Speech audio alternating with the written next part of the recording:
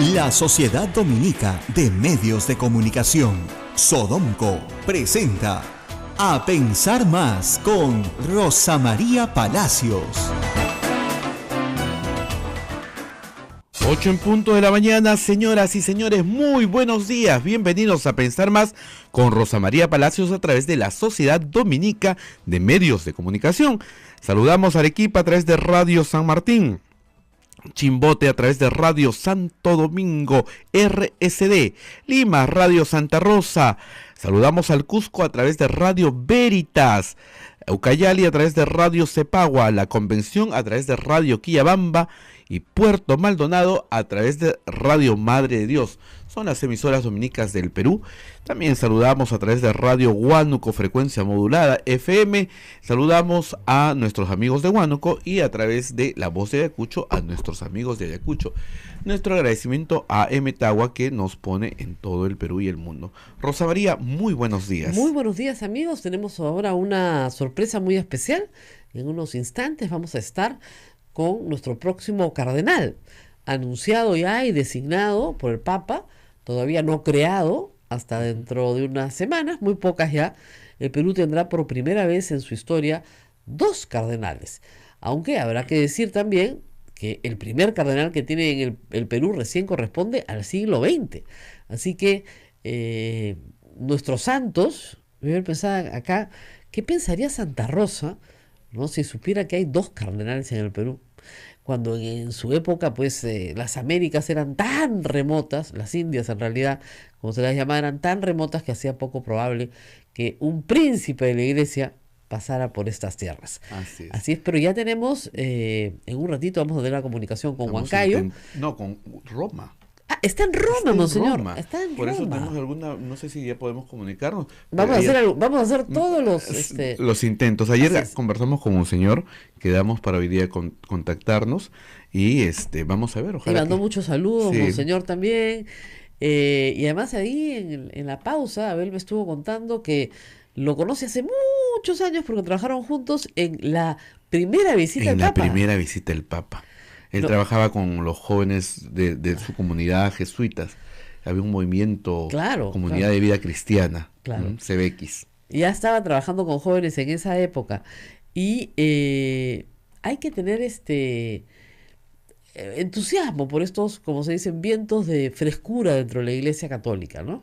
No solamente es el nombramiento de 14 nuevos cardenales lo que amplía el colegio cardenalicio, lo que cambia finalmente, en cierta forma, la historia del colegio cardenalicio, ¿no? O sea, hace 100 años el colegio cardenalicio era mucho más chiquito. Así es. Y casi todos los cardenales eran italianos o europeos, pero básicamente italianos, porque por las distancias, el colegio cardenalicio sirve para 2 cosas, ¿no es cierto? Para elegir a un nuevo papa.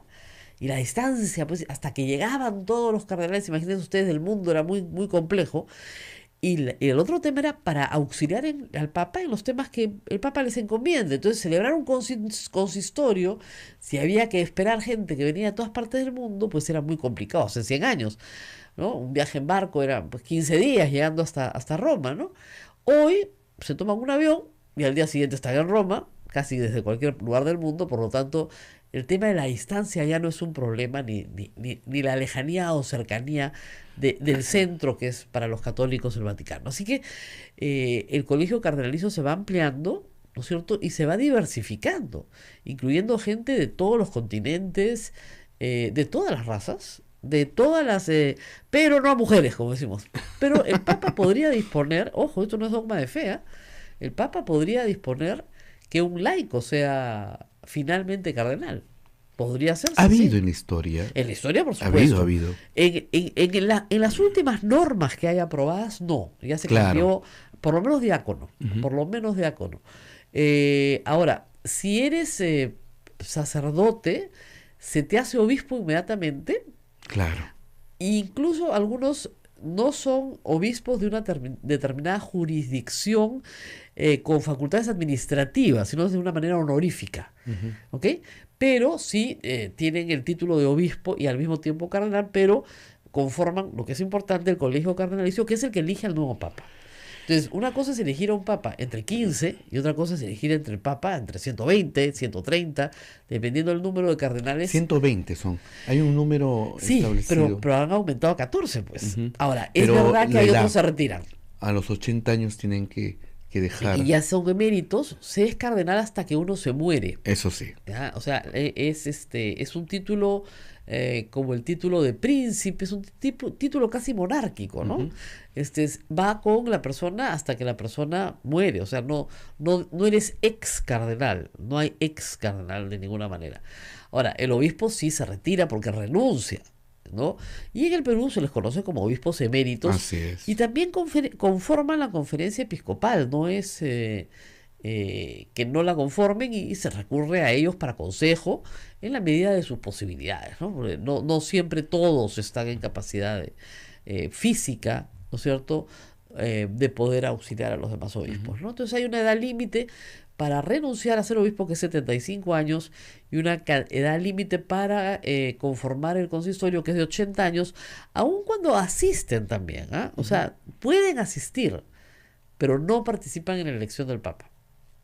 Así O sea, es. no votan. No hay votación. No participan en la votación. Estamos teniendo problemas con Roma, Sí. creo, ¿no? Sí. No. Bueno, vamos a seguir insistiendo, A no hay ver, problema. tú sal y marca Sí. los números A ver. mágicos. Yo creo que acá hay problemas en nuestro... Como ustedes comprenderán, esta radio es humilde y somos ahorita 1, 2, 3, 4, 5 y 2 estamos sentados en la mesa. Así que no hay mucha gente para machucar los números, ¿ya? Pero están en el trabajo de tratar de hablar con Roma. Desde aquí vamos a hablar un ratito de otros temas. Ayer hubo un largo debate, creo que 12 horas, por presión casi popular y de los propios congresistas de oposición al fujimorismo, hay que ponerlo así, por debatir una norma que es muy importante, que es la norma del control de cooperativas.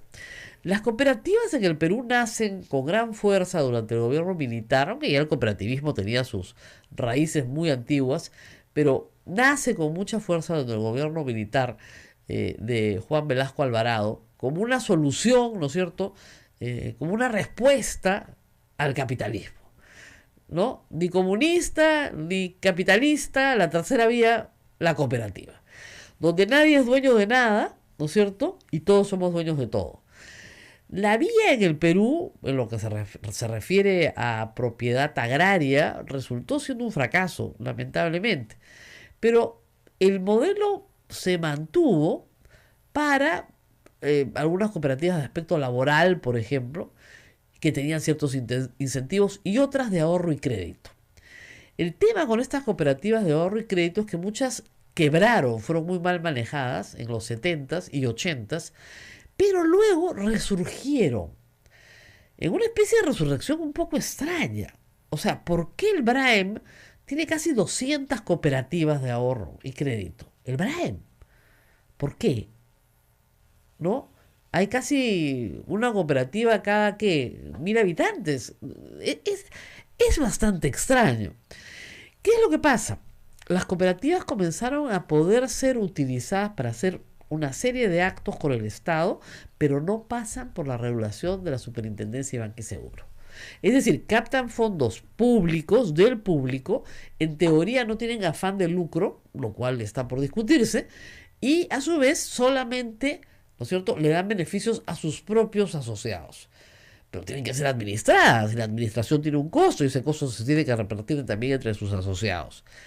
Lo cierto es que las cooperativas han servido para evadir la acción de la justicia y el control y lamentablemente lavar dinero, sea proveniente del narcotráfico, de cualquier actividad criminal, no solamente el narcotráfico, de cualquier actividad criminal.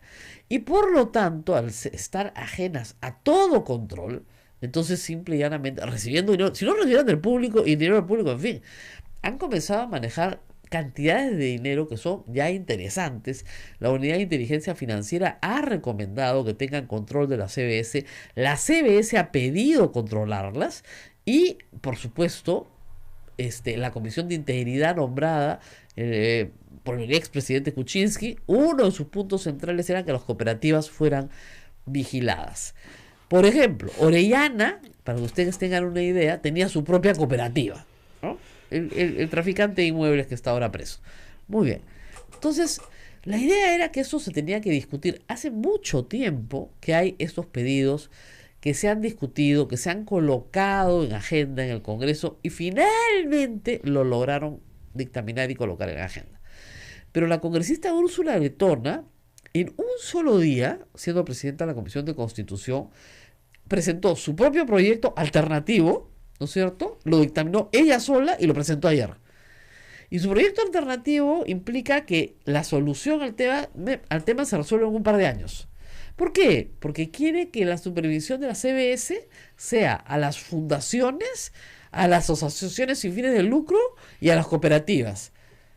¿Qué problema hay con las asociaciones sin fines de lucro que no reciben fondos públicos? Ni del público. Ninguno. Y las fundaciones ya están supervisadas por el Ministerio de Justicia. O sea, ¿por qué mezclas papas con camotes y pides reforma constitucional? Porque no quieres que se debate el tema. Ese es todo el problema. ¿Y por qué el fujimorismo no quiere que se debate el tema? Bueno, hay varias razones.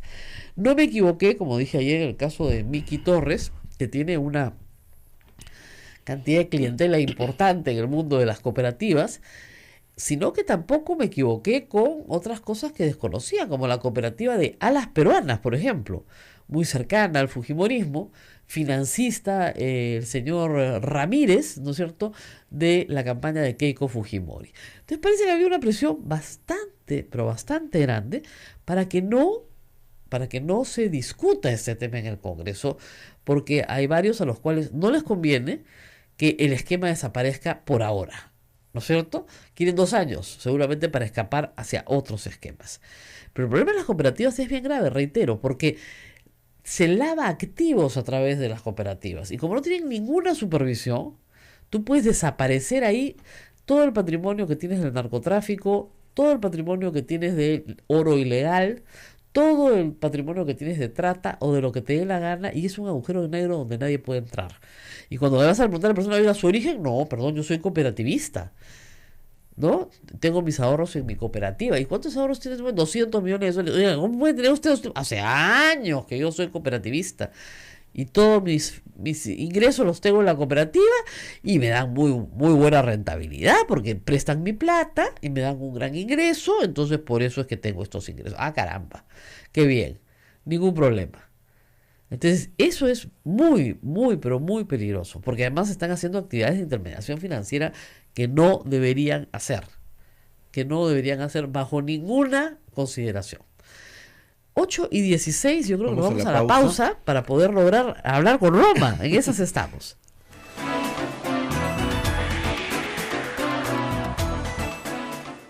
Sodomco, Sociedad Dominica de Medios de Comunicación. 8 de la mañana con 16 minutos, estamos a través de las emisoras de la Sociedad Dominica de Medios de Comunicación, Radio San Martín en Arequipa, Radio Santo Domingo en Chimbote, Radio Santa Rosa en Lima, Radio Veritas en el Cusco, Radio Quillabamba en la Convención y Radio Cepagua en Ucayali. También nuestros amigos de Radio Madre de Dios en Puerto Maldonado son emisoras dominicas en el Perú.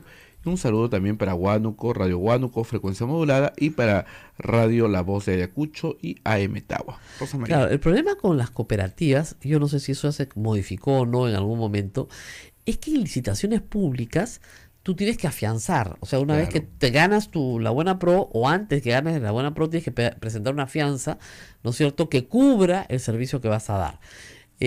Obviamente el banco te cobra pues 2%, 3% por el monto de la fianza, porque si tú no honras, el banco tiene que honrar por ti.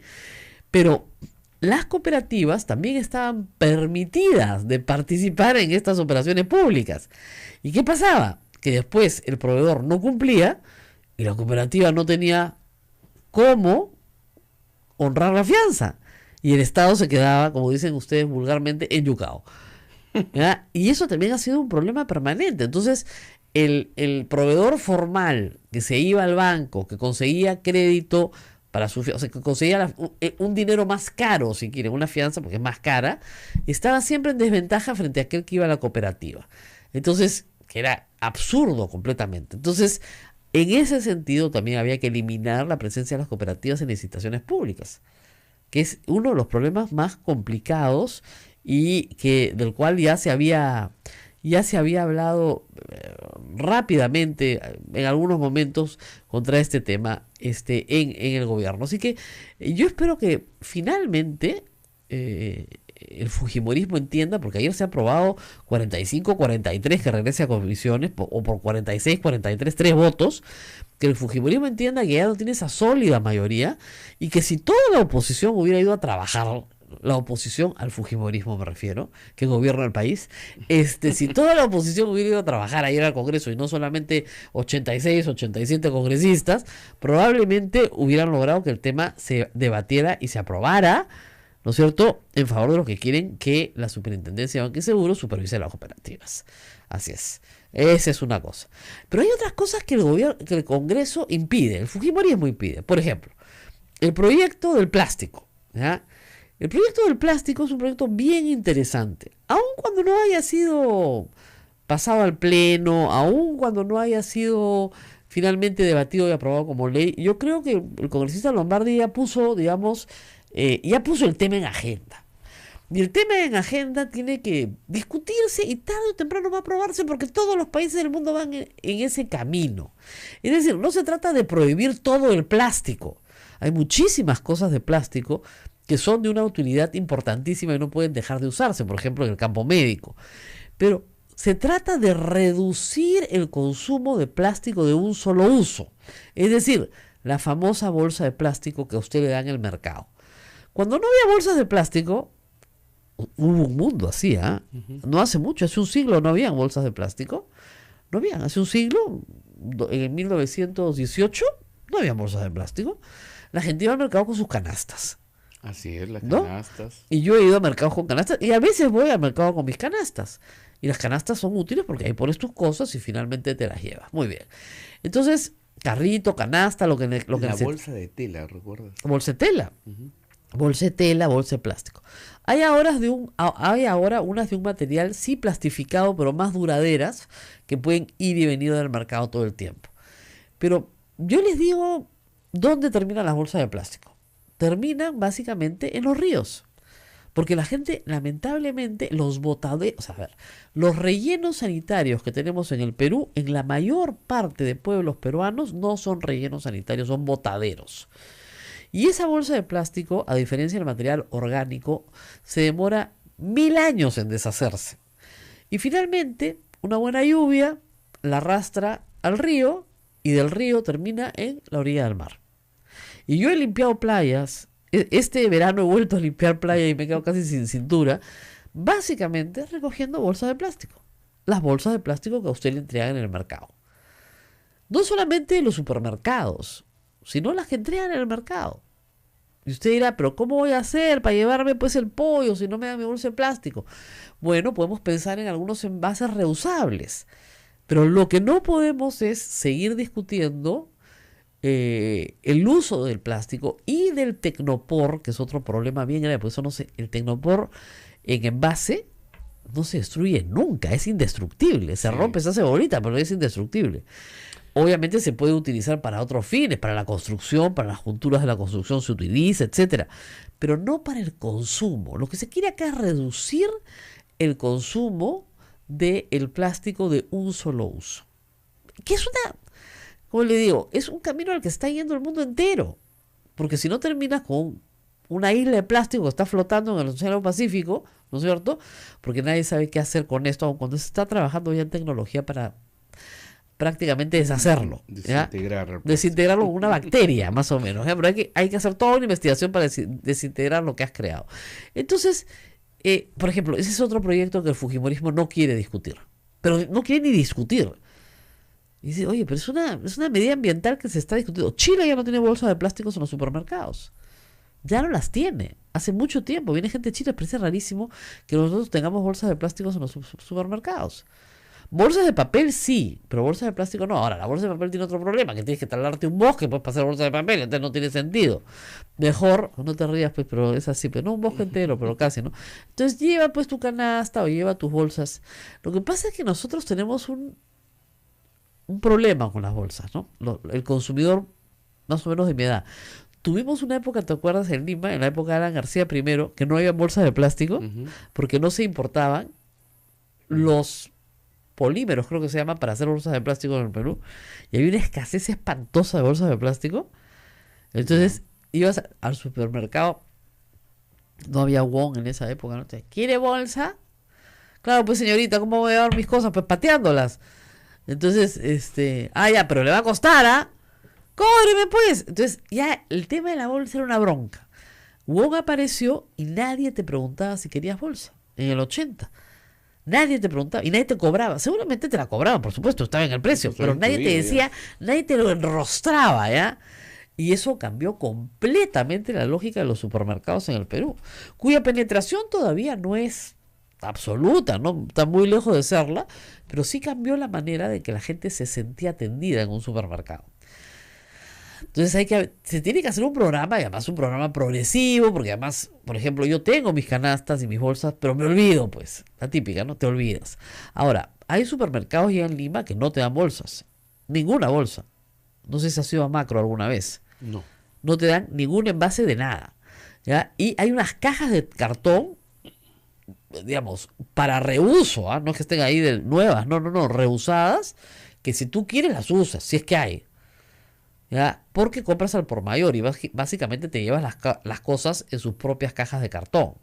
Pero si no, lleva tu canasta, tu bolsita, lleva lo que tú quieras, pero no te dan una bolsa.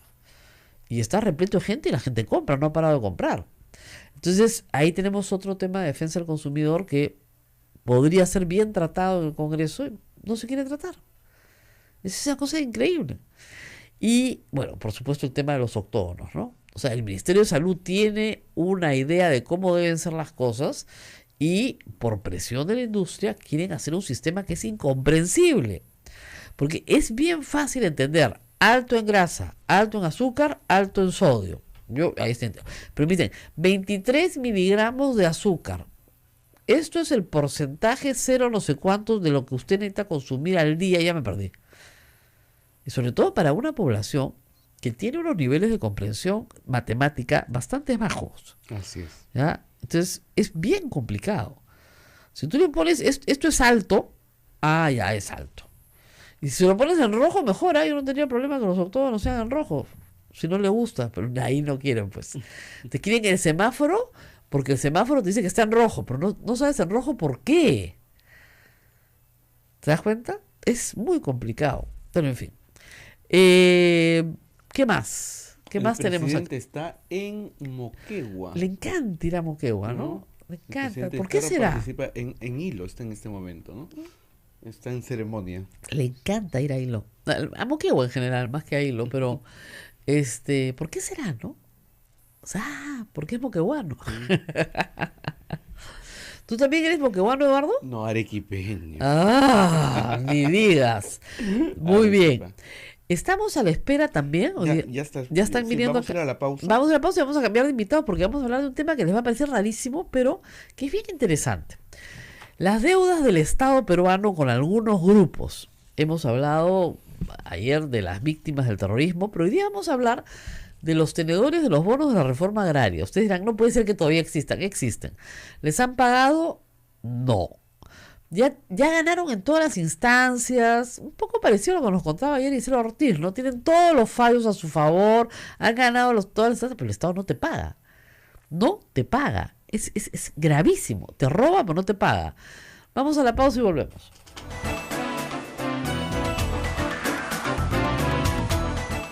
Sodomco, Sociedad Dominica de Medios de Comunicación. 8 de la mañana con 30 minutos. Estamos a través de la Sociedad Dominica de Medios de Comunicación. Rosa María. Hablar del tema de los bonos de reforma agraria.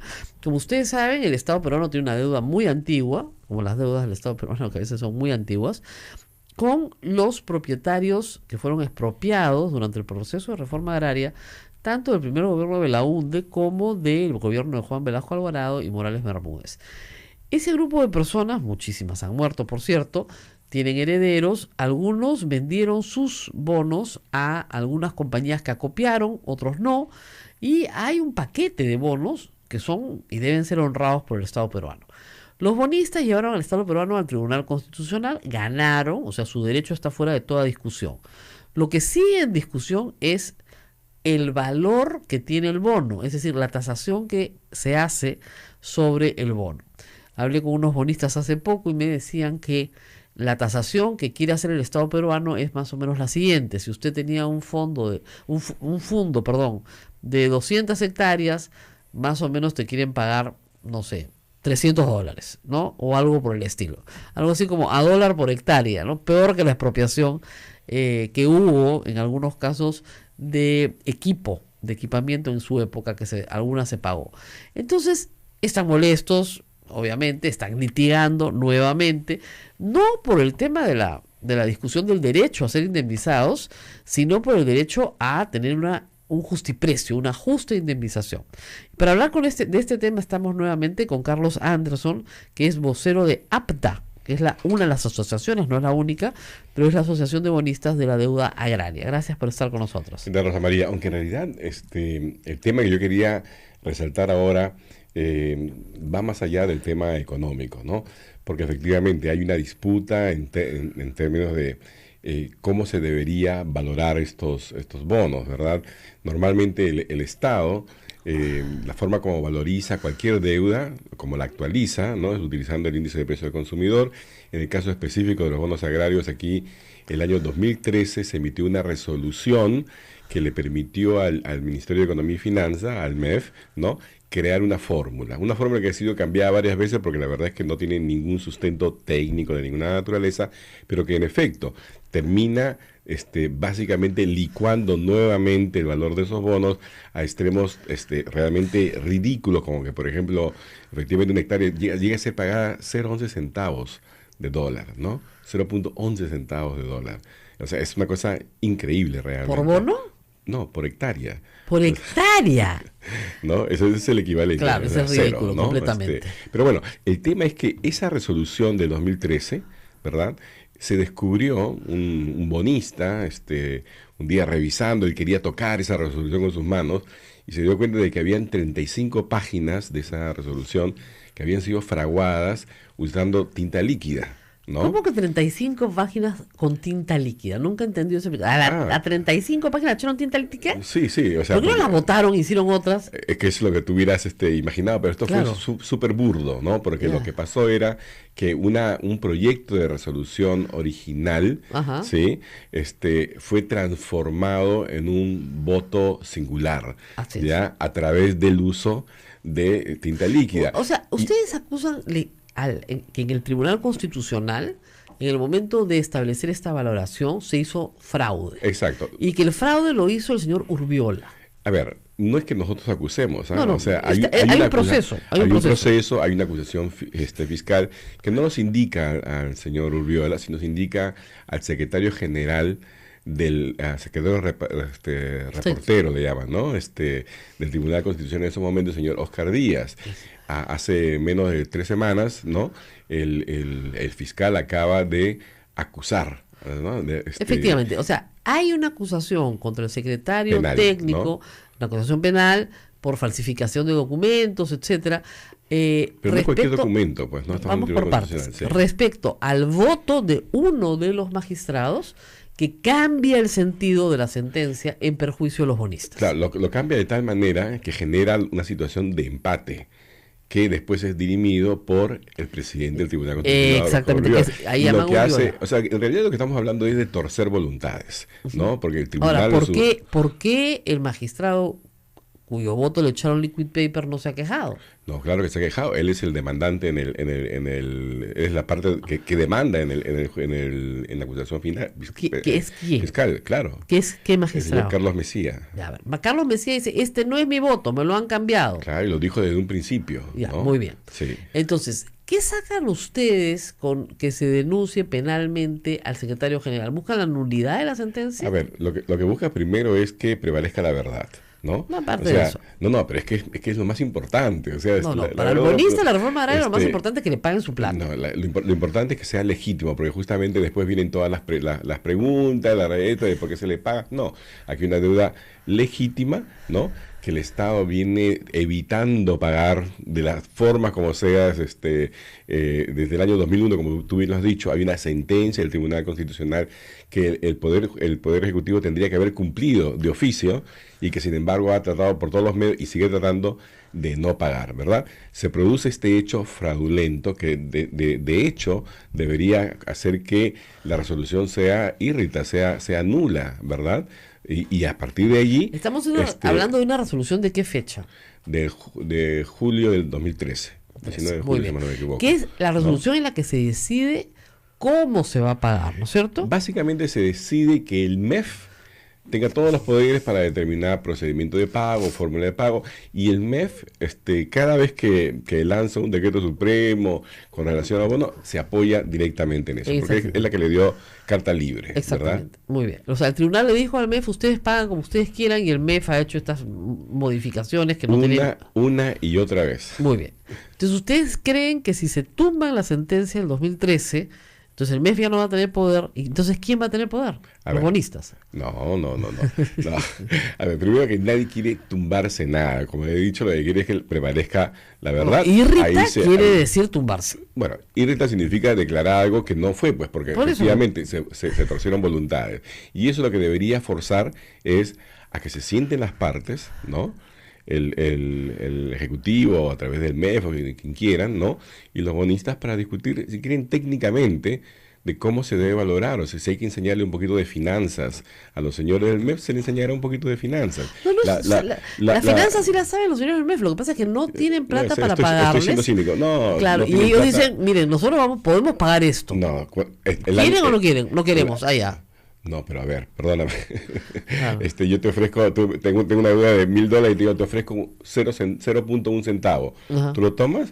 O sea, Claro. evidentemente que no. O sea, esa es una actitud realmente matonesca de parte del MEF, ¿no? Que ha tenido una y otra vez, ¿no? Es sinceramente el temple para decirle a gente que tiene una deuda de 50 años, ¿no?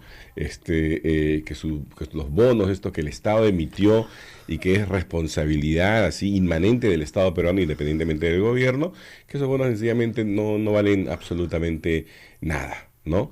Entonces, eso es lo que tiene que cambiar. Es una situación de hecho que sinceramente, por ejemplo, va en contra de quienes de alguna forma propugnan que el Perú sea un país miembro de la OCDE. ¿Tú crees que este tipo de situación subsistiría en un país desarrollado? Hay un porcentaje importante de bonos que ya han sido vendidos por los tenedores de los bonos a 2 o 3 empresas extranjeras, ¿no es cierto? Que ellas son las que están presionando, digamos. No, están presionando todos. No, yo sé, pero digamos... No, pero es que están presionando todos, porque si no esto se convierte en un debate entre el Estado peruano y los fondos buitres. Esa es una discusión. Pero eso es en Argentina, no es en el Perú. Esa palabra no existe en el Perú, nadie entendería lo que está diciendo. Bueno, pero es pero donde el tema es, no, es que a veces es más fácil conseguir una solución cuando hay una empresa extranjera de por medio. Sí, o sea, al claro. International Petroleum Company le pagaron todo, claro, ¿no es cierto? Y siempre, todas las expropiaciones que se han hecho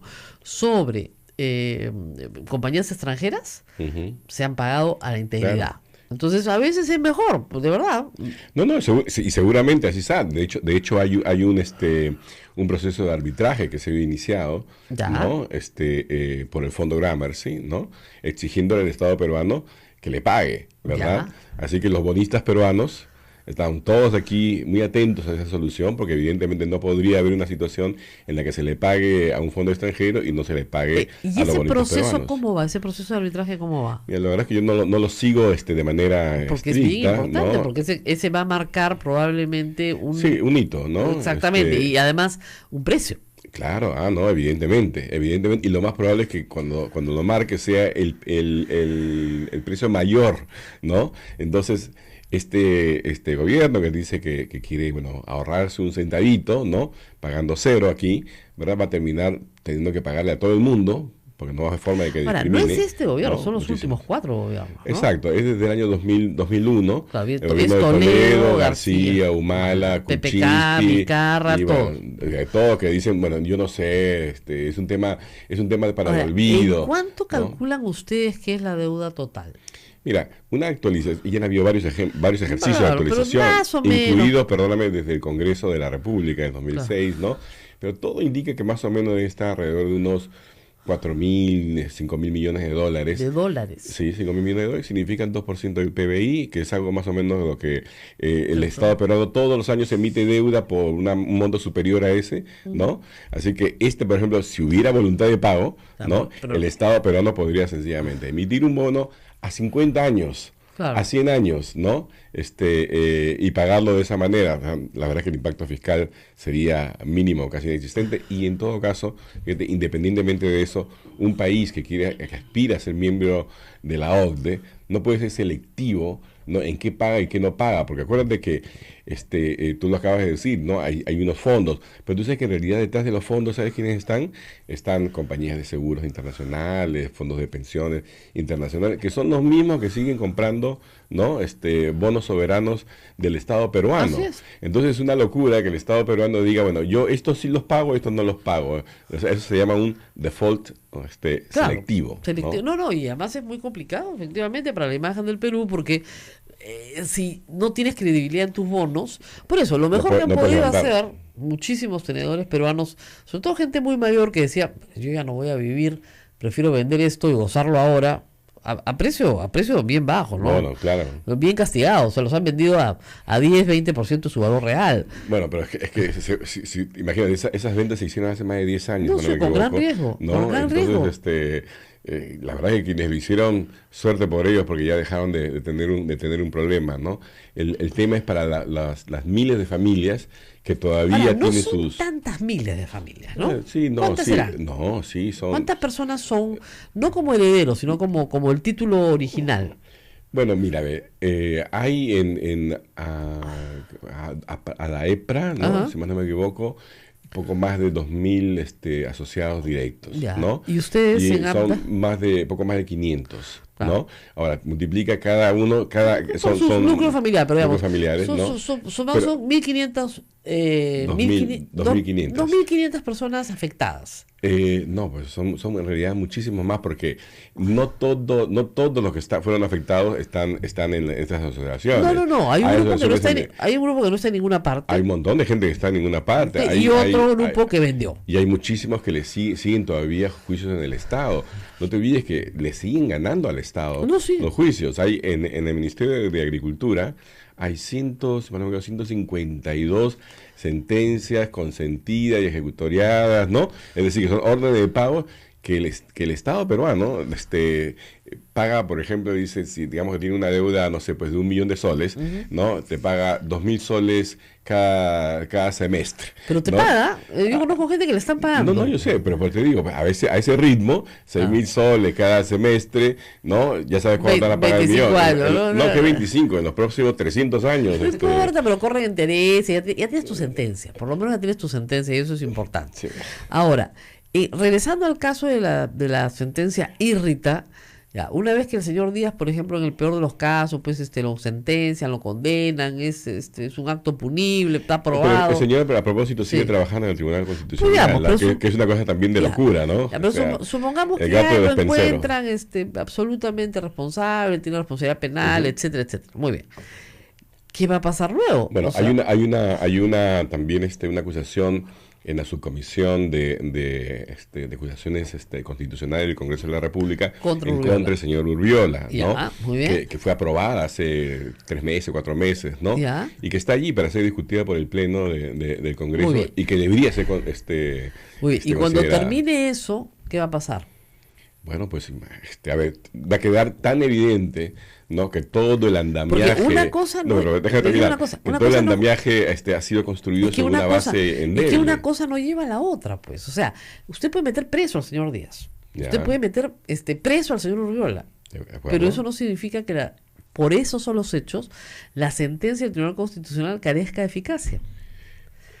A ver, eficacia es una cosa, y el hecho de que esté, o sea, digamos que tú, lo que me estás diciendo es que nosotros como sociedad debemos aceptar, ¿no?, que las resoluciones del Tribunal Constitucional pueden ser hechas mediante fraude y que eso no tiene demostradamente fraude, tú me acabas de decir, porque si lo, Claro, si lo sentencian, que es así. pues te digo, si lo sentencian es porque se demuestra que ha habido fraude. Muy bien. Y estamos aceptando como sociedad, ¿no?, que hay una serie de consecuencias. Yo estoy hablándole como abogada. Claro, ¿Cuál como es la abogada. acción legal que ustedes hacen para declarar una sentencia del Tribunal Constitucional irrita porque el secretario general está preso? Bueno, habrá que ir nuevamente al propio Tribunal Constitucional, que tiene una composición distinta, ¿no? Y decirles, ustedes tienen que tomar esto ya desde un punto de vista, si quieres tú, hasta moral, ¿no? Porque no es posible que el Tribunal Constitucional Mire, hay nulidad de cosa juzgada fraudulenta en la Corte Suprema. Bueno, habrá que ir a la Corte Suprema. Pero no, es que esto es una sentencia del Tribunal Constitucional. No conozco nulidad de cosa juzgada fraudulenta. No conozco precedente.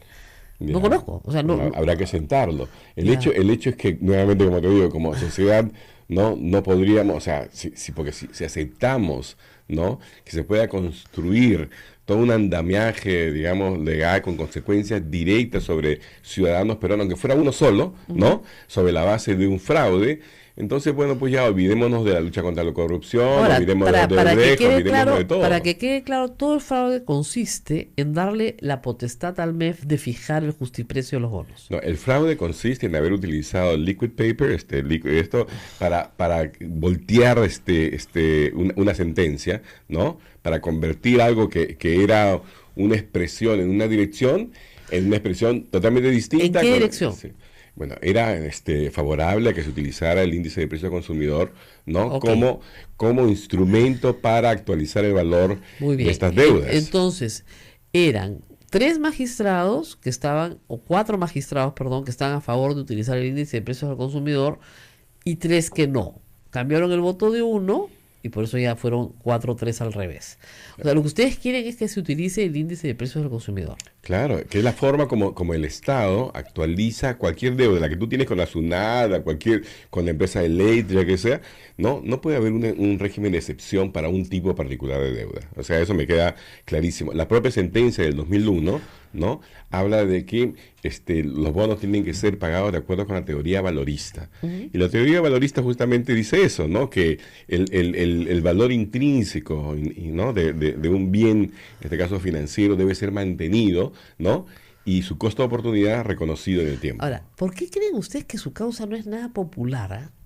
Bueno, yo imagino, fíjate, ve como muchas cosas en el Perú, el peso de la historia, el hecho de que haya habido cierto, por un lado, romanticismo por un lado, y por otro lado también odios, ¿no?, que han hecho pues que se estigmatice a los dueños. O sea, hay gente que tenía 1.500, 1.000 hectáreas. Nadie puede calificar a esa gente de latifundista. En realidad, fíjate, lo paradójico de todo esto es que a quienes sí se le pagó, porque cuando se emiten los bonos originalmente, el total de bonos que emitió el Estado peruano fue por 13.500 millones de soles oro, de los cuales se pagaron 11.000 millones, o sea, casi todo, 80 y tanto % entre el año 69 y el año 82, más o menos, ¿no?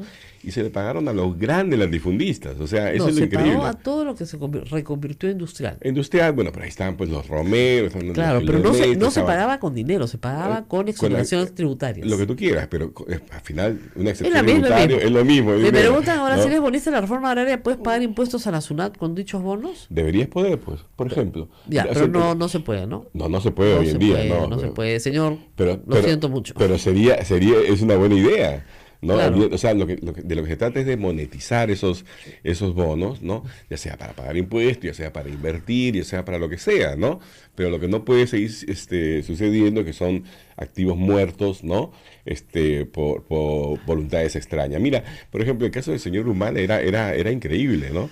Él decía, yo no voy a pagar, incluso amenazó. Hay gente acá que me dicen que si se interpretara como usted dice, la deuda es impagable.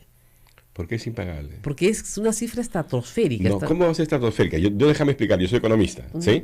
A ver, 5.000 millones de dólares como de una economía como la nuestra, de unos 200.000 millones de dólares de ventas al año, más el o menos. PBI, de lo que el sector privado vende. A eso me refiero. O sea, el PBI es como decir las ventas de una empresa, ¿no? O sea, es un flujo, ¿verdad? De cada año, de más de 200.000. El Estado peruano todos los años sale a los mercados internacionales y levanta entre 5.000 y 6.500 millones de dólares. Para atender la pobreza. Ya quisiéramos atender la pobreza. ¿Cómo que para atender la pobreza? Para construir elefantes blancos, para eso es para un juicio de valor. Eso es un juicio de valor. Es un juicio de valor, están en todas partes. Eso es un juicio de valor. A usted no le gusta lo que hace el Estado con su plata, a mí tampoco puede, pero eso es un juicio de valor. Usted prefiere que el Estado, por ejemplo, no financie Caliwarma yo lo que prefiero es que el Estado cumpla con la ley. O sea, aquí, nos ponemos, la verdad que muy exquisitos con el hecho de que decimos, queremos el país OCDE. Muy bien. ¿Qué es lo que hacen los países miembros de la Organización para la Cooperación y el Desarrollo Económico? Cumplen con la ley. Existe el imperio de la ley. Estoy de acuerdo con ello, pero todo acá es un, tema de valorización. No es un tema de no cumplir con la ley, es un tema de valorización. Bueno, pues entonces no serán 5.000, serán 4.000, 3.000, pero no puede ser 0. Muy bien. O sea, sencillamente. Nos tenemos que despedir porque hoy día tenemos la misa del Señor de la Justicia, así que nos tenemos que ir temprano, pero vamos a la pausa y regresamos para despedirnos del público. Lástima, hemos estado tratando todo el tiempo de hablar con Roma, pero bueno, seguiremos intentando. Roma locuta, causa finita. Hoy día el Señor de la Justicia. Hoy todos los viernes el Señor de la Justicia. Yo le recomendaría a los bonistas ir acá y pedir su misa al Señor de la Justicia. Y el domingo su fiesta. Y el domingo su fiesta, además, porque hay toda una serie de actividades acá. He visto ayer gran actividad, con procesión y todo. Vamos a la pausa y volvemos. Sodomco, Sociedad Dominica de Medios de Comunicación.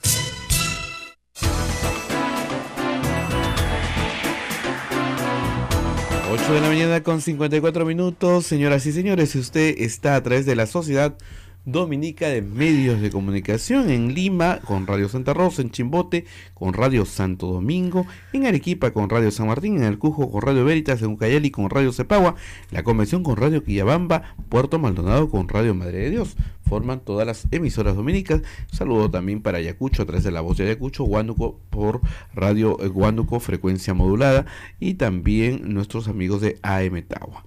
Acá hay gente que me escriba de otras expropiaciones. Nuestro amigo Carlos Rodríguez me dice, yo tenía un cliente, él es abogado, que le expropiaron su playa de estacionamiento para hacer un colegio, que no hicieron, no le pagaron nada, ya murió, pero no está dentro de la deuda agraria. No, lamentablemente no. Esas son expropiaciones que ha hecho las municipalidades muchas veces, acá en Lima, muchas, pero muchas, que están impagas, y además que se hicieron en la época militar, manu militari, o sea, no hay un papel, vinieron y te quitaron tu tierra. Y después, años después, la municipalidad aparece para pedirte que pagues el predial que debes. De lo que ya te expropiaron. Es alucinante, ¿eh? Yo conozco un caso. O sea, te quitaron el bien. El terreno, completo. Pasó años. Y después la municipalidad te acota por donde él ya construyó otra cosa. Tiene uso. Sí, dice, usted es el propietario, porque están registros públicos efectivamente como propietario, porque nunca hubo un trámite de expropiación. Pague el predial. Y los arbitrios. Conozco un caso cercano a mi familia, por eso lo sé, ¿ya? Es alucinante, ¿ya? Entonces, oiga, pero ¿por qué voy a pagar si usted sea? Pero igual tienes que pagar, porque si no te embargan. Y no son sumas pequeñas, ¿eh? No, el abuso que se ha hecho en expropiaciones en el Perú es brutal. Ahora, también de otro lado, hay también abusos, ¿no? Hace poco veíamos como abogados del Ministerio de Transportes y Comunicaciones asesoraban más a los expropiados que al Ministerio de Transportes y Comunicaciones, ¿no? Para conseguir otro tipo de beneficios, ¿no? Una cosa de locos. Bueno, son las 8:58, nos tenemos que ir despidiendo, 8:56, porque estamos adelantados 2 minutos.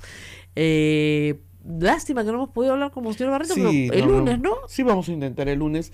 Parece que ha tenido alguna reunión, porque en Roma ya están en la tarde. Claro. Y ellos justamente van los obispos para reuniones. Así es. Debe estar en alguna comisión de trabajo a esta hora. Así es. Bueno, quiero decir que me da mucha pena haberme enterado hoy que Marcos Cifuentes, Ocram, como lo conocemos en el Twitter, ha publicado hoy su última columna en el diario El Comercio, una columna muy graciosa, ¿no? Donde habla de nuestra señora presidenta de la república que queda, ¿no? Y claro, y es una especie de sobonería del fujimorismo, que manda un mensaje implícito al cambio de director en el comercio, ¿no? Él se está yendo, porque están cambiando de director, obviamente, después de una enorme lectoría, agradece a sus lectores, pero a los periodistas independientes los votan, pues, y sobre todo, ya sabemos dónde, ¿no? Lamentablemente, esta es una política que se ha repetido durante muchos años en el Grupo del Comercio. Me van a contar a mí. Pero me da mucha pena porque me gustaba leer su columna, la verdad. Pero Ni modo. felizmente hay otros medios, ¿no? Ahora Felizmente, hay otros antes medios. sí te No botaban tenías. de una radio, de un canal o de un periódico, te arruinaban todo.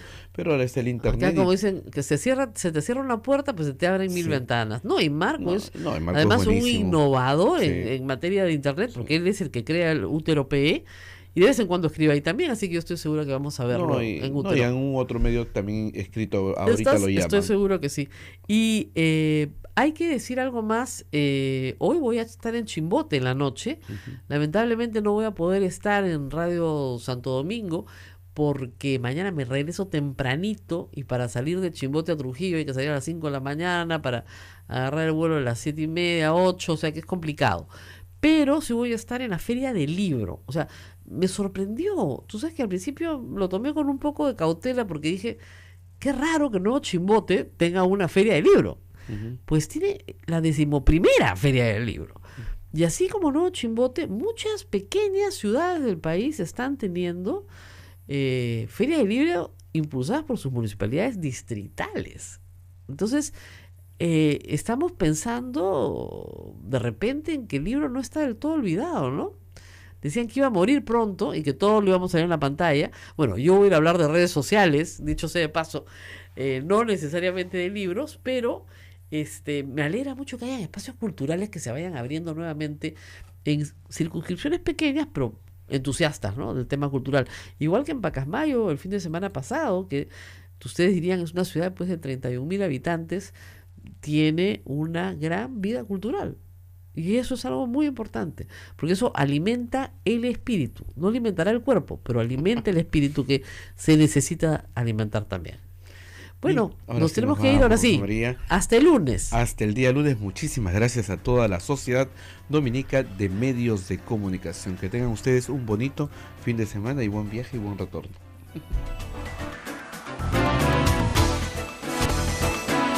Hasta aquí, A Pensar Más con Rosa María Palacios. Este programa fue producido por la Sociedad Dominica de Medios de Comunicación, Sodomco.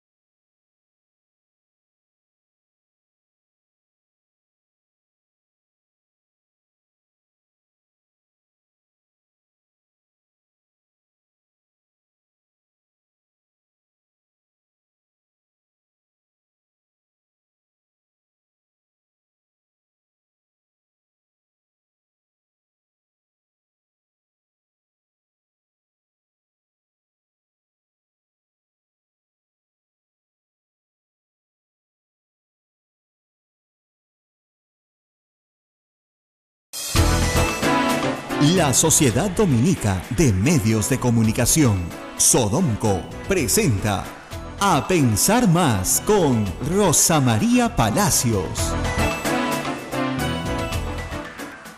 8 en punto de la mañana, señoras y señores, muy buenos días. Bienvenidos a Pensar Más con Rosa María Palacios a través de la Sociedad Dominica de Medios de Comunicación. Saludamos a Arequipa a través de Radio San Martín, Chimbote a través de Radio Santo Domingo, RSD, Lima, Radio Santa Rosa. Saludamos al Cusco a través de Radio Veritas, Ucayali a través de Radio Cepagua, La Convención a través de Radio Quillabamba y Puerto Maldonado a través de Radio Madre de Dios. Son las emisoras dominicas del Perú. También saludamos a través de Radio Huánuco, frecuencia modulada FM. Saludamos a nuestros amigos de Huánuco y a través de La Voz de Ayacucho a nuestros amigos de Ayacucho.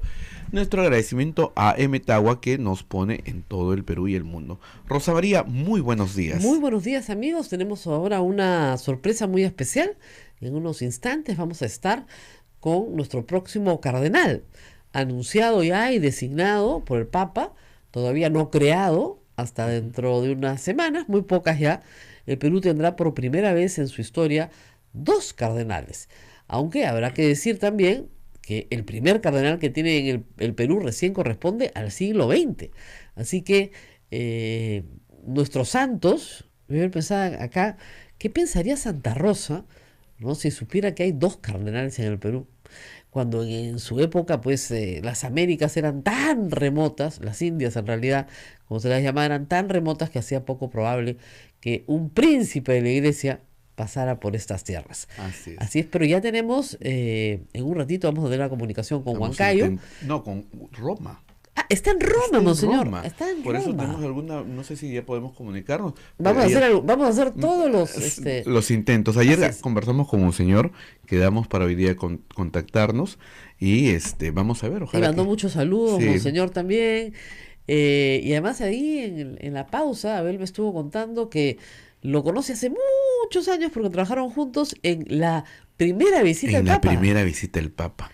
Él trabajaba con los jóvenes de su comunidad, jesuitas. Había un movimiento, Comunidad de Vida Cristiana, CBX. Ya estaba trabajando con jóvenes en esa época. Y hay que tener entusiasmo por estos, como se dicen, vientos de frescura dentro de la Iglesia Católica, ¿no?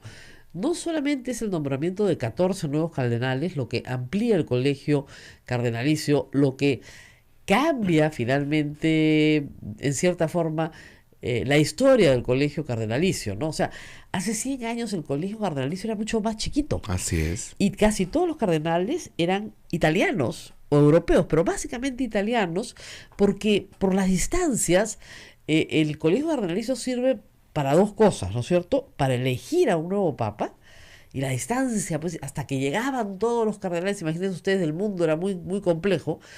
Y el otro tema era para auxiliar al Papa en los temas que el Papa les encomiende. Entonces, celebrar un consistorio, si había que esperar gente que venía de todas partes del mundo, pues era muy complicado, hace 100 años, ¿no? Un viaje en barco era, pues, 15 días llegando hasta Roma, ¿no?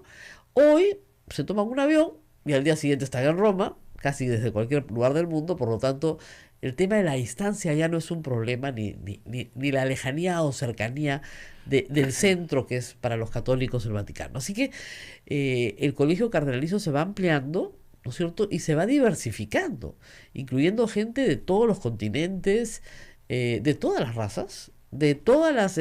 pero no a mujeres, como decimos. Pero el Papa podría disponer, ojo, esto no es dogma de fe, el Papa podría disponer que un laico sea finalmente cardenal. Podría ser. ¿Ha habido en la historia? En la historia, por supuesto. Ha habido. En las últimas normas que hay aprobadas, no. Ya se cambió, por lo menos diácono. Por lo menos diácono. Ahora, si eres sacerdote, se te hace obispo inmediatamente. Claro. Incluso algunos no son obispos de una determinada jurisdicción con facultades administrativas, sino de una manera honorífica. ¿Ok? Pero sí tienen el título de obispo y al mismo tiempo cardenal, pero conforman lo que es importante el colegio cardenalicio, que es el que elige al nuevo papa. Entonces, una cosa es elegir a un papa entre 15 y otra cosa es elegir entre el papa entre 120, 130, dependiendo del número de cardenales. 120 son. Hay un número Sí, establecido. pero han aumentado a 14, pues. Ujú. Ahora, es Pero verdad que la hay edad, otros se retiran.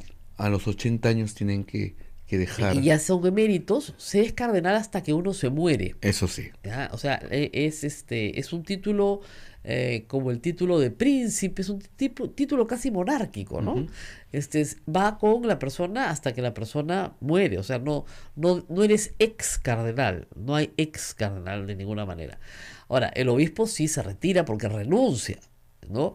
Y en el Perú se les conoce como obispos eméritos. Así es. Y también conforman la conferencia episcopal, no es que no la conformen y se recurre a ellos para consejo en la medida de sus posibilidades, ¿no? Porque no siempre todos están en capacidad física, ¿no es cierto?, de poder auxiliar a los demás obispos, ¿no? Entonces hay una edad límite para renunciar a ser obispo, que es 75 años, y una edad límite para conformar el consistorio, que es de 80 años, aun cuando asisten también, ¿ah? O sea, pueden asistir, pero no participan en la elección del Papa. Así O sea, es. no votan. No hay votación. No participan en la votación. Estamos teniendo problemas con Roma, Sí. creo, ¿no? Sí. No. Bueno, vamos a seguir insistiendo, A no hay ver. problema. Tú sal y marca Sí. los números A ver. mágicos. Yo creo que acá hay problemas en nuestro... Como ustedes comprenderán, esta radio es humilde y somos ahorita 1, 2, 3, 4, 5 y 2 estamos sentados en la mesa. Así que no hay mucha gente para machucar los números, ¿ya? Pero están en el trabajo de tratar de hablar con Roma. Desde aquí vamos a hablar un ratito de otros temas. Ayer hubo un largo debate, creo que 12 horas, por presión casi popular y de los propios congresistas de oposición al fujimorismo, hay que ponerlo así, por debatir una norma que es muy importante, que es la norma del control de cooperativas. Las cooperativas en el Perú nacen con gran fuerza durante el gobierno militar, aunque ya el cooperativismo tenía sus raíces muy antiguas, pero nace con mucha fuerza durante el gobierno militar de Juan Velasco Alvarado, como una solución, ¿no es cierto?, como una respuesta al capitalismo, ¿no? Ni comunista, ni capitalista, la tercera vía, la cooperativa, donde nadie es dueño de nada, ¿no es cierto?, y todos somos dueños de todo. La vía en el Perú, en lo que se refiere... Que lanza un decreto supremo con relación a bono, se apoya directamente en eso, porque es la que le dio carta libre, Exactamente, ¿verdad? muy bien. O sea, el tribunal le dijo al MEF, ustedes pagan como ustedes quieran, y el MEF ha hecho estas modificaciones que no tenían... Una y otra vez. Muy bien. Entonces, ¿ustedes creen que si se tumban la sentencia del 2013, entonces el MEF ya no va a tener poder? Y entonces, ¿quién va a tener poder? Los bonistas. No. A ver, primero que nadie quiere tumbarse nada. Como he dicho, lo que quiere es que prevalezca la verdad. Irrita quiere decir tumbarse. Bueno, irrita significa declarar algo que no fue, pues, porque efectivamente se torcieron voluntades. Y eso lo que debería forzar es a que se sienten las partes, ¿no? El Ejecutivo a través del MEF o quien quieran, ¿no? Y los bonistas para discutir, si quieren, técnicamente de cómo se debe valorar. O sea, si hay que enseñarle un poquito de finanzas a los señores del MEF, se les enseñará un poquito de finanzas. La finanza sí la saben los señores del MEF, lo que pasa es que no tienen plata para pagarles. Estoy siendo cínico. No, claro, no y ellos plata. dicen, miren, nosotros podemos pagar esto. No, ¿Quieren o no quieren? No queremos, allá. No, pero a ver, perdóname. Claro. Yo te ofrezco, tengo una deuda de $1,000 y te digo, te ofrezco 0.1 centavo. Ajá. ¿Tú lo tomas? O sea, Claro. evidentemente que no. O sea, esa es una actitud realmente matonesca de parte del MEF, ¿no? Que ha tenido una y otra vez, ¿no? Es sinceramente el temple para decirle a gente que tiene una deuda de 50 años, ¿no? Que los bonos, estos que el Estado emitió y que es responsabilidad así inmanente del Estado peruano independientemente del gobierno, que esos bonos sencillamente no valen absolutamente nada, ¿no? Entonces, eso es lo que tiene que cambiar. Es una situación de hecho que sinceramente, por ejemplo, va en contra de quienes de alguna forma propugnan que el Perú sea un país miembro de la OCDE. ¿Tú crees que este tipo de situación subsistiría en un país desarrollado? Hay un porcentaje importante ¿no? de bonos que ya han sido vendidos por los tenedores de los bonos a 2 o 3 empresas extranjeras, ¿no es cierto? Que Sí, ya son sí. las que están presionando, digamos. No, están presionando todos. No, yo sé, pero digamos... No, pero es que están presionando todos, porque si no esto se convierte en un debate entre el Estado peruano y los fondos buitres. O sea, esa es una discusión. Pero eso es en Argentina, no es en el Perú. Esa palabra no existe en el Perú, nadie entendería lo que está diciendo. Bueno, pero es a donde lo quieren llevar. El tema es, no, es que a veces es más fácil conseguir una solución cuando hay una empresa extranjera de por medio. Sí, o sea, presionando, al claro. International Petroleum Company le pagaron todo. Claro. ¿No es cierto? Y siempre, todas las expropiaciones que se han hecho sobre compañías extranjeras se han pagado a la integridad. Claro. Entonces, a veces es mejor, pues, de verdad. No, y seguramente así está. De hecho hay un proceso de arbitraje que se había iniciado, Ya. ¿no? Por el Fondo Gramercy, ¿no? Exigiéndole al Estado peruano que le pague, ¿verdad? Ya. Así que los bonistas peruanos están todos aquí muy atentos a esa solución, porque evidentemente no podría haber una situación en la que se le pague a un fondo extranjero y no se le pague ¿Y a los ese bonistas proceso peruanos. cómo va? ¿Ese proceso de arbitraje cómo va? Mira, la verdad es que yo no lo sigo de manera Porque estricta, es bien importante, ¿no? porque ese va a marcar probablemente un hito, ¿no? Exactamente, y además un precio. Claro, no, evidentemente, y lo más probable es que cuando lo marque sea el precio mayor, ¿no? Entonces, este gobierno que dice que quiere, bueno, ahorrarse un centavito, ¿no? Pagando cero aquí, ¿verdad? Va a terminar teniendo que pagarle a todo el mundo, porque no va a haber forma de que Ahora, no discrimine. es este gobierno, ¿no? son los Muchísimo. últimos 4 gobiernos, ¿no? Exacto, es desde el año 2001, Claro, bien, el gobierno de Toledo, Toledo, García, García, Humala, PPK, Kuczynski, Vizcarra, y, todos. todos que dicen, bueno, yo no sé, es un tema para Ahora, el olvido. ¿en cuánto ¿no? calculan ustedes que es la deuda total? Mira, una actualización, y ya han habido varios ejercicios Claro, de pero actualización, más o menos. incluidos, perdóname, desde el Congreso de la República en 2006, ¿no? Pero todo indica que más o menos está alrededor de unos 4.000, 5.000 millones de dólares. De dólares. Sí, 5.000 millones de dólares significan 2% del PBI, que es algo más o menos de lo que el Estado peruano todos los años emite deuda por un monto superior a ese, ¿no? Así que por ejemplo, si hubiera voluntad de pago, ¿no? Pero- El Estado peruano podría sencillamente emitir un bono a 50 años, Claro. a 100 años, ¿no? Y pagarlo de esa manera. La verdad es que el impacto fiscal sería mínimo, casi inexistente, y en todo caso, fíjate, independientemente de eso, un país que aspira a ser miembro de la OCDE no puede ser selectivo, ¿no? En qué paga y qué no paga, porque acuérdate que tú lo acabas de decir, ¿no? Hay unos fondos, pero tú sabes que en realidad detrás de los fondos, ¿sabes quiénes están? Están compañías de seguros internacionales, fondos de pensiones internacionales, que son los mismos que siguen comprando, ¿no? Bonos soberanos del Estado peruano. Así es. Entonces es una locura que el Estado peruano diga, bueno, yo estos sí los pago, estos no los pago. O sea, eso se llama un default Claro, selectivo.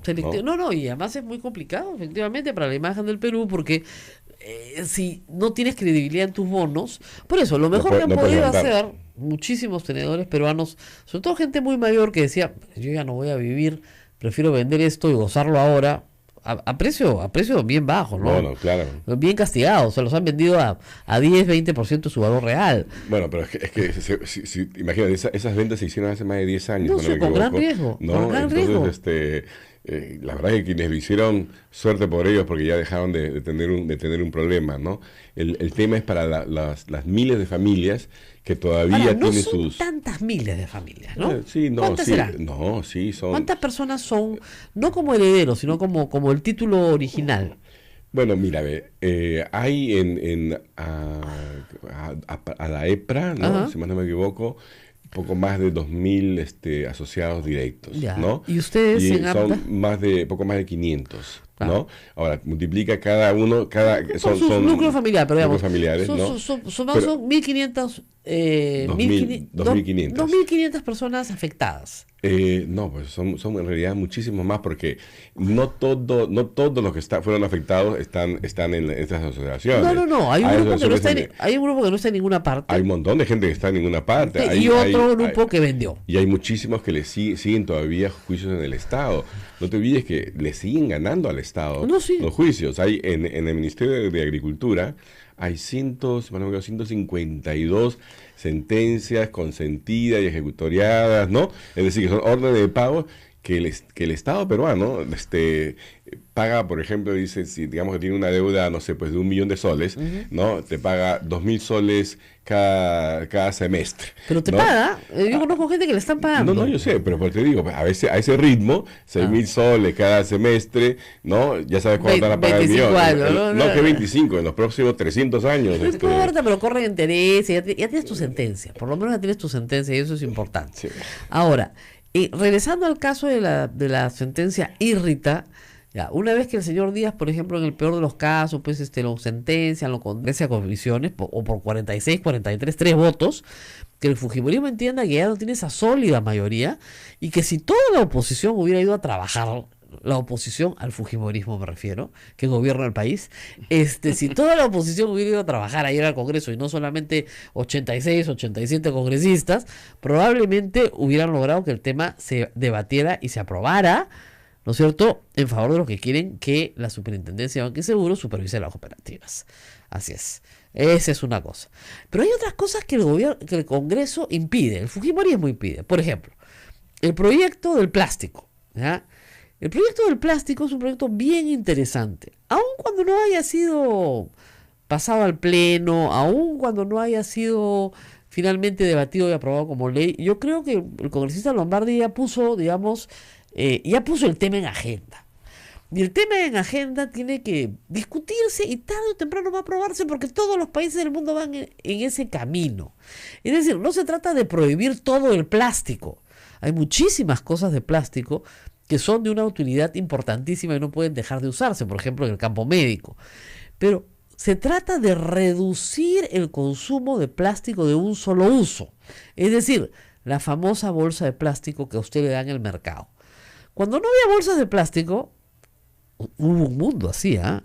No hace mucho, hace un siglo no había bolsas de plástico. No habían, hace un siglo, en 1918, no había bolsas de plástico. La gente iba al mercado con sus canastas. Así es, las ¿no? canastas. Y yo he ido a mercados con canastas y a veces voy al mercado con mis canastas. Y las canastas son útiles porque ahí pones tus cosas y finalmente te las llevas. Muy bien. Entonces, carrito, canasta, lo que la bolsa de tela, ¿recuerdas? Bolsa de tela. Bolsa de tela, bolsa de plástico. Hay ahora unas de un material sí plastificado, pero más duraderas, que pueden ir y venir del mercado todo el tiempo. Pero yo les digo, ¿dónde terminan las bolsas de plástico? Terminan básicamente en los ríos. Porque la gente, lamentablemente, los rellenos sanitarios que tenemos en el Perú, en la mayor parte de pueblos peruanos, no son rellenos sanitarios, son botaderos. Y esa bolsa de plástico, a diferencia del material orgánico, se demora 1000 años en deshacerse. Y finalmente, una buena lluvia la arrastra al río y del río termina en la orilla del mar. Y yo he limpiado playas, este verano he vuelto a limpiar playa y me quedo casi sin cintura, básicamente recogiendo bolsas de plástico. Las bolsas de plástico que a usted le entregan en el mercado. No solamente en los supermercados, sino las que entregan en el mercado. Y usted dirá, pero ¿cómo voy a hacer para llevarme pues el pollo si no me dan mi bolsa de plástico? Bueno, podemos pensar en algunos envases reusables, pero lo que no podemos es seguir discutiendo el uso del plástico y del tecnopor, que es otro problema bien grave, por eso no sé, el tecnopor en envase no se destruye nunca, es indestructible, se rompe, se hace bolita, pero es indestructible. Obviamente se puede utilizar para otros fines, para la construcción, para las junturas de la construcción se utiliza, etcétera, pero no para el consumo. Lo que se quiere acá es reducir el consumo del plástico de un solo uso. Que es como le digo, es un camino al que está yendo el mundo entero. Porque si no terminas con una isla de plástico que está flotando en el Océano Pacífico, ¿no es cierto?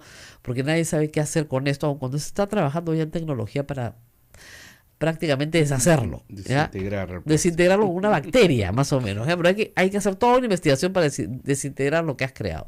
Entonces, por ejemplo, ese es otro proyecto que el fujimorismo no quiere discutir. Pero no quiere ni discutir. Y dice, oye, pero es una medida ambiental que se está discutiendo. Chile ya no tiene bolsas de plásticos en los supermercados. Ya no las tiene. Hace mucho tiempo. Viene gente de Chile, parece rarísimo que nosotros tengamos bolsas de plásticos en los supermercados. Bolsas de papel sí, pero bolsas de plástico no. Ahora, la bolsa de papel tiene otro problema, que tienes que trasladarte un bosque, puedes pasar bolsa de papel, entonces no tiene sentido. Mejor, no te rías, pues, pero es así, pues no un bosque entero, pero casi, ¿no? Entonces lleva pues tu canasta o lleva tus bolsas. Lo que pasa es que nosotros tenemos un problema con las bolsas, ¿no? El consumidor más o menos de mi edad. Tuvimos una época, ¿te acuerdas? En Lima, en la época de Alan García I, que no había bolsas de plástico, porque no se importaban los polímeros, creo que se llaman, para hacer bolsas de plástico en el Perú. Y había una escasez espantosa de bolsas de plástico. Entonces, ibas al supermercado, no había won en esa época, ¿no? Entonces, ¿quiere bolsa? Claro, pues señorita, ¿cómo voy a llevar mis cosas? Pues pateándolas. Entonces, ya, pero le va a costar, ¿ah? ¡Cóbreme, pues! Entonces, ya el tema de la bolsa era una bronca. Wong apareció y nadie te preguntaba si querías bolsa. En el 80. Nadie te preguntaba y nadie te cobraba. Seguramente te la cobraban, por supuesto, estaba en el precio. Pero nadie te decía, nadie te lo enrostraba, ¿ya?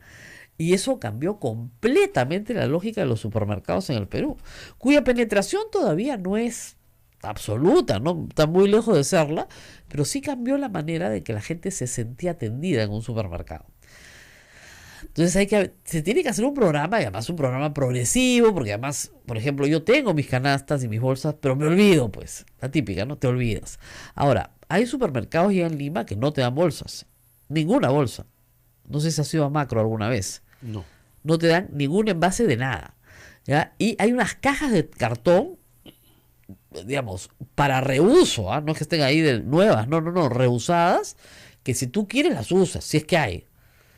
¿Ya? Porque compras al por mayor y básicamente te llevas las cosas en sus propias cajas de cartón. Pero si no, lleva tu canasta, tu bolsita, lleva lo que tú quieras, pero no te dan una bolsa. Y está repleto de gente y la gente compra, no ha parado de comprar. Entonces ahí tenemos otro tema de defensa del consumidor que podría ser bien tratado en el Congreso y no se quiere tratar. Es una cosa increíble. Y bueno, por supuesto el tema de los octógonos, ¿no? O sea, el Ministerio de Salud tiene una idea de cómo deben ser las cosas y por presión de la industria quieren hacer un sistema que es incomprensible. Porque es bien fácil entender alto en grasa, alto en azúcar, alto en sodio. Ahí está. Pero me dicen, 23 miligramos de azúcar. Esto es el porcentaje cero no sé cuántos de lo que usted necesita consumir al día. Ya me perdí.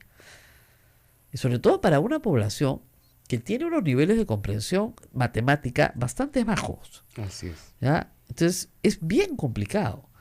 Si tú le pones, esto es alto, ya es alto. Y si lo pones en rojo, mejor, yo no tendría problema que los octógonos sean en rojo. Si no le gusta, pero ahí no quieren, pues. Te quieren el semáforo, porque el semáforo te dice que está en rojo, pero no sabes en rojo por qué. ¿Te das cuenta? Es muy complicado. Pero en fin. ¿Qué más? ¿Qué más tenemos aquí? El presidente está en Moquegua. Le encanta ir a Moquegua, ¿no? Le encanta. ¿Por qué será? Participa en Hilo, está en este momento. Refiere a propiedad agraria, resultó siendo un fracaso, lamentablemente. Pero el modelo se mantuvo para algunas cooperativas de aspecto laboral, por ejemplo, que tenían ciertos incentivos y otras de ahorro y crédito. El tema con estas cooperativas de ahorro y crédito es que muchas quebraron, fueron muy mal manejadas en los 70s y 80s, pero luego resurgieron en una especie de resurrección un poco extraña. O sea, ¿por qué el BRAEM tiene casi 200 cooperativas de ahorro y crédito? El BRAEM. ¿Por qué? ¿No? Hay casi una cooperativa cada 1000 habitantes. Es bastante extraño. ¿Qué es lo que pasa? Las cooperativas comenzaron a poder ser utilizadas para hacer una serie de actos con el Estado, pero no pasan por la regulación de la Superintendencia de Banco y Seguro. Es decir, captan fondos públicos del público, en teoría no tienen afán de lucro, lo cual está por discutirse, y a su vez solamente, ¿no es cierto?, le dan beneficios a sus propios asociados. Pero tienen que ser administradas, y la administración tiene un costo, y ese costo se tiene que repartir también entre sus asociados. Lo cierto es que las cooperativas han servido para evadir la acción de la justicia y el control y lamentablemente lavar dinero sea proveniente del narcotráfico, de cualquier actividad criminal, no solamente del narcotráfico, de cualquier actividad criminal. Y por lo tanto, al estar ajenas a todo control, entonces simple y llanamente recibiendo dinero, si no recibieran del público y dinero del público, en fin, han comenzado a manejar cantidades de dinero que son ya interesantes. La Unidad de Inteligencia Financiera ha recomendado que tengan control de la CBS. La CBS ha pedido controlarlas y, por supuesto, la Comisión de Integridad nombrada por el expresidente Kuczynski, uno de sus puntos centrales era que las cooperativas fueran vigiladas. Por ejemplo, Orellana, para que ustedes tengan una idea, tenía su propia cooperativa, ¿no? El traficante de inmuebles que está ahora preso. Muy bien.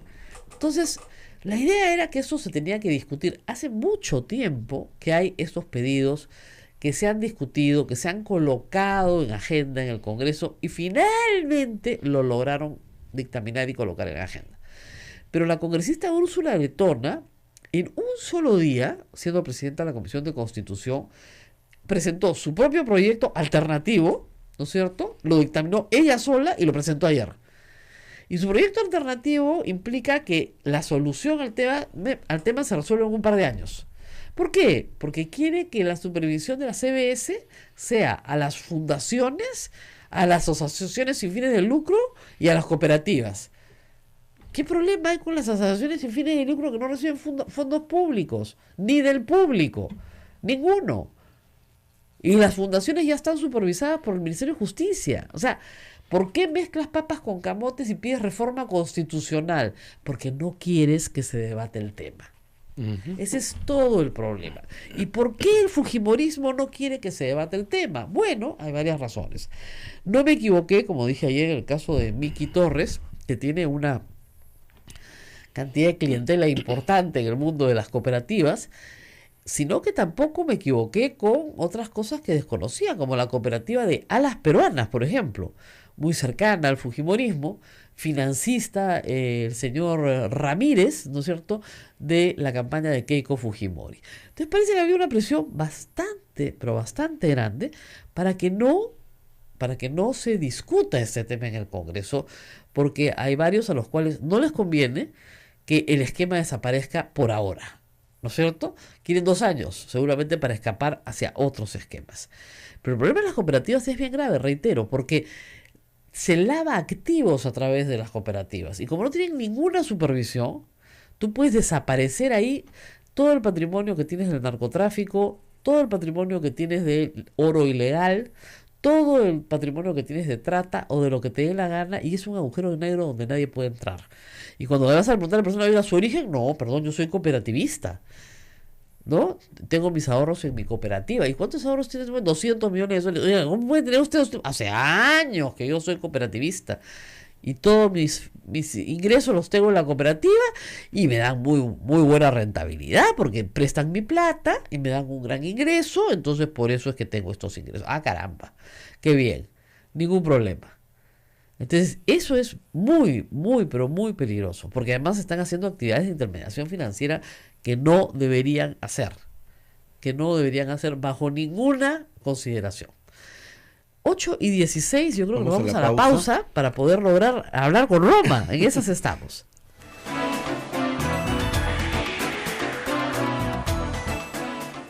Sodomco, Sociedad Dominica de Medios de Comunicación. 8 de la mañana con 16 minutos, estamos a través de las emisoras de la Sociedad Dominica de Medios de Comunicación, Radio San Martín en Arequipa, Radio Santo Domingo en Chimbote, Radio Santa Rosa en Lima, Radio Veritas en el Cusco, Radio Quillabamba en la Convención y Radio Cepagua en Ucayali. También nuestros amigos de Radio Madre de Dios en Puerto Maldonado son emisoras dominicas en el Perú. Un saludo también para Huánuco, Radio Huánuco, frecuencia modulada, y para Radio La Voz de Ayacucho y AM Tagua. Rosa María. Claro, el problema con las cooperativas, yo no sé si eso se modificó o no en algún momento, es que en licitaciones públicas tú tienes que afianzar. O sea, una vez que te ganas la Buena Pro, o antes que ganes la Buena Pro, tienes que presentar una fianza, ¿no es cierto?, que cubra el servicio que vas a dar. Obviamente banco te cobra pues 2%, 3% por el monto de la fianza, porque si tú no honras, el banco tiene que honrar por ti. Pero las cooperativas también estaban permitidas de participar en estas operaciones públicas. ¿Y qué pasaba? Que después el proveedor no cumplía y la cooperativa no tenía cómo honrar la fianza. Y el Estado se quedaba, como dicen ustedes vulgarmente, enyucado.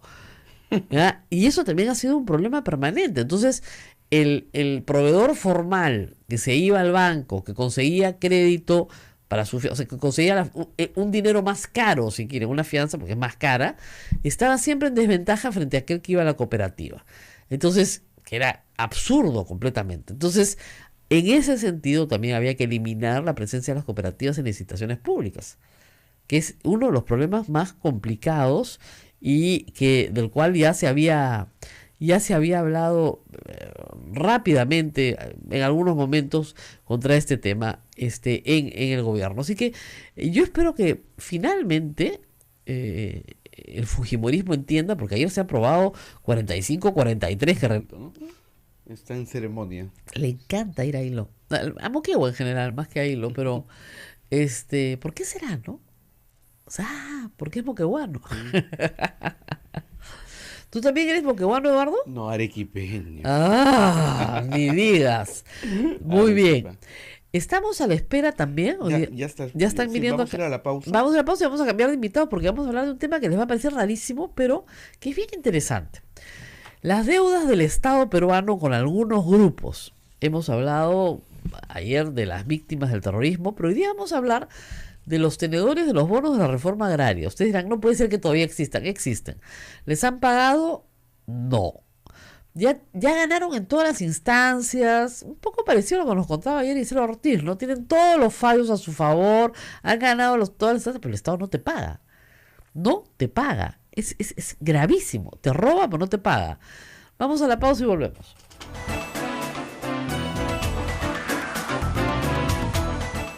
Sodomco, Sociedad Dominica de Medios de Comunicación.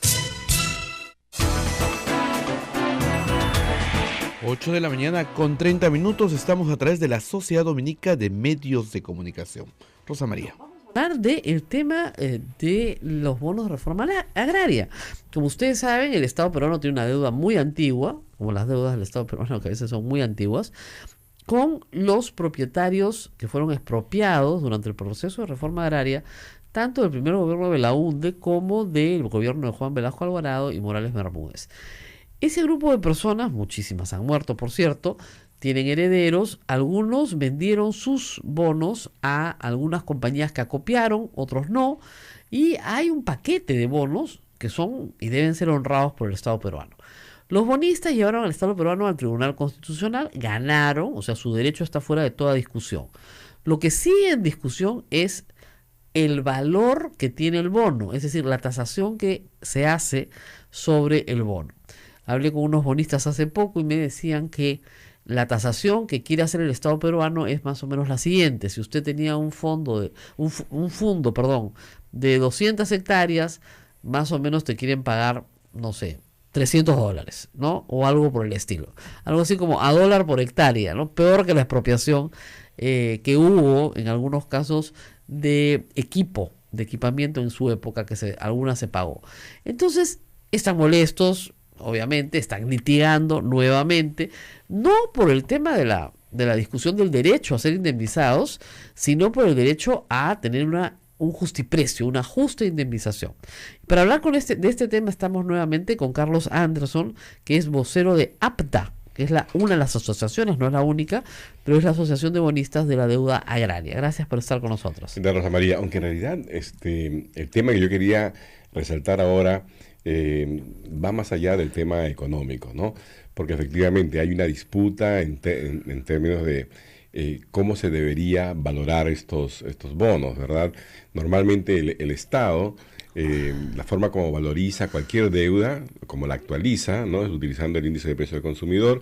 En el caso específico de los bonos agrarios, aquí el año 2013 se emitió una resolución que le permitió al Ministerio de Economía y Finanzas, al MEF, ¿no?, crear una fórmula que ha sido cambiada varias veces porque la verdad es que no tiene ningún sustento técnico de ninguna naturaleza, pero que en efecto termina básicamente licuando nuevamente el valor de esos bonos a extremos realmente ridículos, como que, por ejemplo, efectivamente una hectárea llega a ser pagada 0,11 centavos de dólar, ¿no? 0,11 centavos de dólar.